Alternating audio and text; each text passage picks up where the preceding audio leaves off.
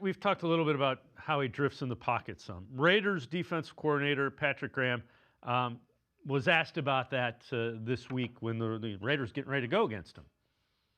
If there's one tendency that people notice, that he tends to try to escape back instead of stepping up. I mean, is there a way that you have to change your approach to him, a quarterback that does things differently like that? You could check it. All young quarterbacks think that's the move.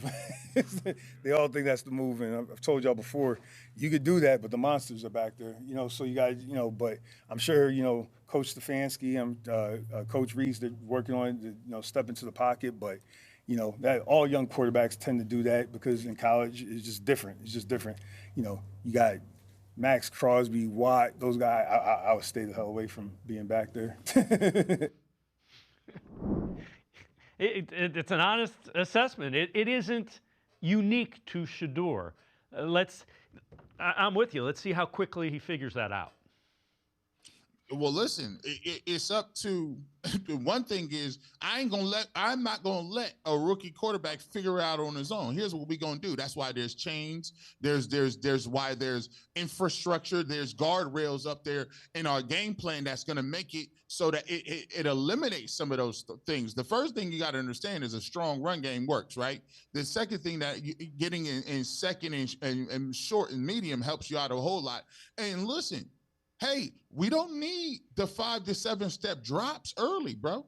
Hey, what happened to the quick 3-step game? Well, let's see if we can get to our 3rd step and let a slant go, right? Let's see if we can get some stuff out to set up a screenplay or use Max Crosby's ability, because they do that with the Browns a lot. If Max Crosby and those guys are going to be at the line of scrimmage, how's about we use some of those end arounds? How about we use some draw plays, some things, tight end screens, different things to take advantage of their aggressiveness and use it against them? Because when you are blitzing those guys, if you have a well-timed screen or a well-timed slant route, if those guys miss tackles in one-on-one coverage, that's a touchdown.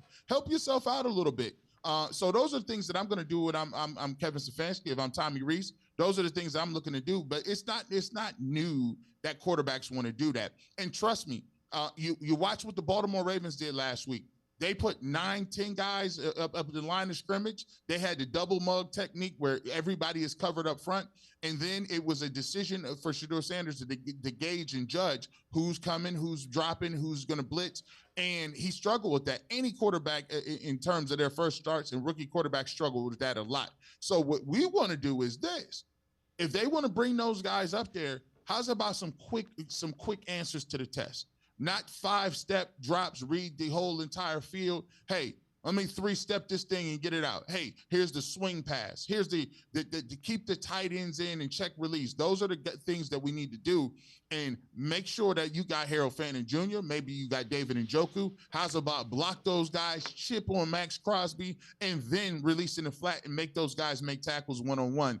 Those are the things that I'm looking to mitigate. But dropping back 5 to 7 step drops and reading the whole field is not going to be conducive, especially when you got teams like the Raiders. Now, they only blitz 19% of the time so far, but tape lives on in infamy. What they saw what the Ravens did, they're going to emulate that and see if Shedeur has grown and if the Browns have answers to kind of stopping that. Yeah, and they better give him quick answers if the first read is taken away. There has to be if that's not there, this is where you're looking, and especially in certain coverages.